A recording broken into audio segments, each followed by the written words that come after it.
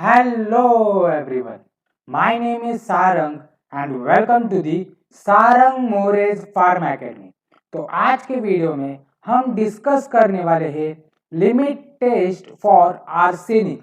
तो वैसे तो देखा जाए तो फार्मास्यूटिकल केमिस्ट्री में बहुत सारी लिमिट टेस्ट है, जैसे कि आयरन का लिमिट टेस्ट हो गया, पर जो आर्सेनिक का लिमिट टेस्ट है वो बहुत ही इंपॉर्टेंट है, क्योंकि आर्सेनिक सबसे पहली बात जो कि हमारे बॉडी के लिए सबसे हार्मफुल जो एलिमेंट है वो है, और साथ ही साथ उसका जो परफॉर्मिंग टेस्ट है या फिर ऐसा टेस्ट जो कि आर्सेनिक को डिटेक्ट करता है किसी भी फार्मास्यूटिकल प्रोडक्ट में, वो बहुत ही स्पेसिफिक है और उसको एक स्पेसिफिक नाम दिया है।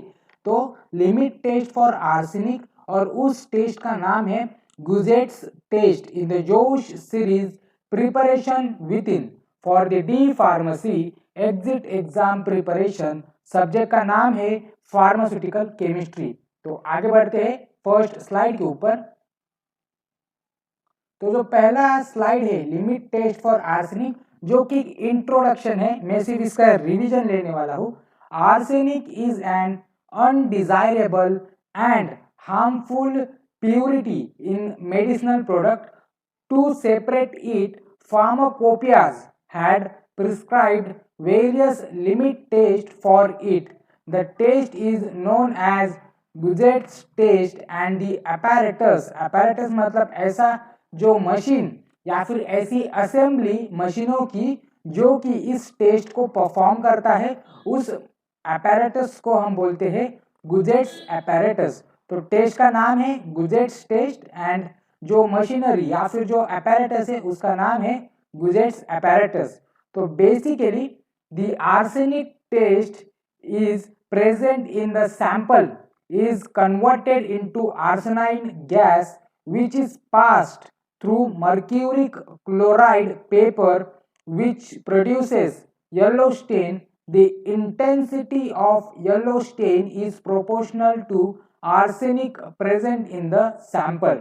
तो ये एक्चुअली इसका प्रिंसिपल क्या है, तो जो जिस भी सैंपल में आर्सेनिक प्रेजेंट है उस सैंपल को हाइड्रोजन क्लोराइड या फिर हाइड्रोक्लोरिक एसिड में डिसॉल्व करते हैं, जिसके वजह से जो भी डिसॉल्व या फिर जो भी आर्सेनिक रहता है वो आर्सेनिक गैस में कन्वर्ट होता है, और वही arsenic gas mercury chloride paper को एक स्टेन देता है। स्टेन मतलब एक धब्बा देता है, येलो कलर का धब्बा देता है मर्क्यूरी क्लोराइड पेपर को। जितना गहरा या फिर जितना डार्क वो स्टेन रहेगा, उतनी अमाउंट ऑफ आर्सेनिक उस सैंपल में प्रेजेंट रहेगा। उसके बाद नेक्स्ट स्लाइड। तो उस एपैरेटस के बारे में हम पढ़ने वाले हैं कि उस एपैरेटस में कौन से जो पार्ट्स है उसके बारे में डिटेल पढ़ने वाले हैं। A wide mouth bottle of 120 ml, wide mouth bottle of 120 ml capacity, fitted with rubber bong, carrying a glass tube of 200 millimeter long and 6.5 millimeter of internal diameter, with the hole of 2 millimeter at one end is used in the test। तो basically arsenic apparatus में 120 ml capacity का जो bottle रहता है, wide mouth bottle, वो use किया जाता है। उसके ऊपर हम रबर बंग या फिर रबर के जो पार्ट्स रहते हैं वो अटैच करते हैं। उसके ऊपर हम उसके साथ ही हम 200 या फिर 200 मिलीमीटर लॉन्ग ग्लास ट्यूब, जिसका इंटरनल डायमीटर मतलब अंदरूनी डायमीटर जो कि रहेगा 6.5 मिलीमीटर, और एक एंड पे उसका होल रहेगा, उस होल का जो डायमीटर रहेगा वो रहेगा 2 मिलीमीटर। उसके बाद नेक्स्ट पॉइंट है the other end of glass tube is cut smooth and carries rubber Bang. Mercuric chloride paper is sandwiched between the rubber bungs. The rubber bungs are held in the place by means of clip। जो भी rubber के parts रहते हो जिसको हम rubber बंग्स बोलते हैं, उस रबर बंग्स के बीच में मर्क्यूरी क्लोराइड पेपर हम प्लेस करते हैं, और उसी रबर बंग से होकर ही ये जो ग्लास ट्यूब है 200 मिलीमीटर लॉन्ग वाला, वही ग्लास ट्यूब उस रबर बंक्स और उस मर्क्यूरी क्लोराइड पेपर से होकर गुजरता है। उसके बाद नेक्स्ट है, तो ये एक्चुअली डायग्राम है जो कि ग्यूजेट apparatus का है। तो ये जो आपको ऊपर दो पार्ट दिखाई दे रहे हैं इसको हम रबर बंक्स बोलते हैं या फिर रबर के पार्ट्स बोलते हैं, जो कि एक दूसरे के ऊपर सिचुएटेड है या फिर प्लेस किया जाता है। और ये जो आपको बीच में एक लाइन दिखाई दे रही है इस डायग्राम में, इसको हम मर्क्यूरी क्लोराइड पेपर बोलते हैं। और इसी मर्क्यूरी क्लोराइड पेपर और ये दो रबर बंक से होकर ये ग्लास ट्यूब निकलता है। 200 मिलीमीटर का इसका लेंथ होना चाहिए और इसका इंटरनल डायमीटर 6.5 मिलीमीटर होना चाहिए, अंदरूनी डायमीटर। और जो सबसे लास्ट वाला जो मतलब वो वही अंदरूनी डायमीटर सिकुड़ के एट द लास्ट वो बन जाता है 2 मिलीमीटर का डायमीटर का hole at in the end. और ये है अपना वाइड माउथ बॉटल जिसकी कैपेसिटी है तकरीबन 120 ml।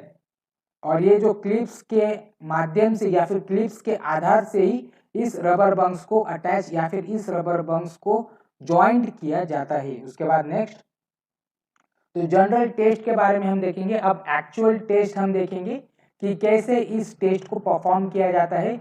और solution of substance as specified in monograph is placed in the generator bottle.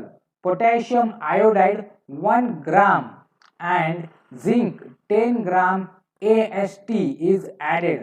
Mercury chloride paper is placed in the rubber slit and the stopper is placed in the position immediately. It is set aside for 40 minutes and the stain produced is compared with the standard stain. तो सबसे पहले एक standard stand बनाते हैं, उसके ऊपर का जो मर्क्यूरी क्लोराइड का जो येलो स्टेन है वो पहले निकाला जाता है, उसको प्रिजर्व किया जाता है। उसके बाद जनरल टेस्ट को परफॉर्म की जाती है।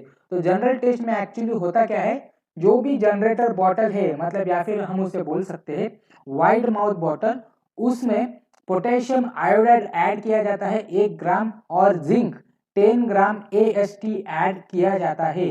और जो भी सैंपल है मतलब जिस सैंपल में arsenic as a non purifying agent है उसमें उसको ऐड किया जाता है। मतलब जनरेटर बॉटल में ऐसे देखा जाए तो पोटेशियम आयोडाइड रहता है, जिंक रहता है 10 ग्राम और आर्सेनिक का जो कंपाउंड है वो ऐड किया जाता है। और इमीडिएटली यही ऐड करने के बाद ही हम उसके ऊपर मर्क्यूरी क्लोराइड पेपर प्लेस करते हैं और उसको 40 मिनट या फिर 40 मिनट उसको बाजू में रखते हैं ताकि वो स्टेन बहुत ही एक बेटर तरीके से दिखाई दे। उसके बाद next, preparation of standard stain. तो जनरल टेस्ट परफॉर्म करने से पहले हमें स्टैंडर्ड स्टेन को परफॉर्म करना पड़ता है। तो स्टैंडर्ड स्टेन को हम कैसे प्रिपेयर करेंगे, तो take 50 ml of water, 10 ml of stand hydrochloric acid and dilute arsenic solution varying from 0.02 ml to 1 ml. If the sample shows a stain of lesser intensity than that of the standard stain, then it passes the test. The stain produced on paper fades on keeping. Therefore, comparison should be made immediately. Stained paper can be preserved by dipping it in hot melted paraffin and keeping away from light. To perform this test, the solution must contain appreciable amount of arsenic. If it have other substance, they are eliminated by preliminary treatment.